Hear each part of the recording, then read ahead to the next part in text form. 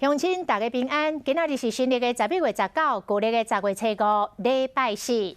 新闻一开始，咱继续来关心，昨日暗伫花莲的外海失联的 F-16的战机，国防部继续动员来找找到蒋正治上校甲军机的下落。到目前为止，国防部派出到搜救机22架次，空勤总队的搜救机2个架次，海军甲海巡人员嘛无放弃任何的希望。 透暝继续咧找找，目前这个搜索的范围为花莲机场东北边8海里的所在，探去伫北边，希望会当有消息。乌鹰直升机伫花莲机场东北边8海里附近的海域伫找。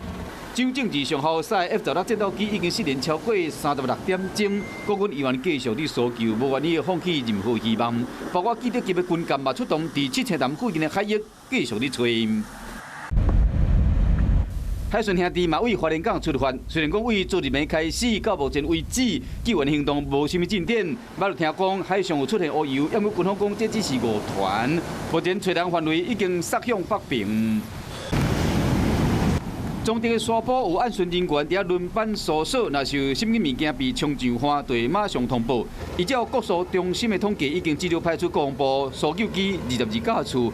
空勤总队搜救机2个架次，以及海军舰艇12台、海巡署舰艇有22台次，希望讲会使伫搜救方面会使有新的发现。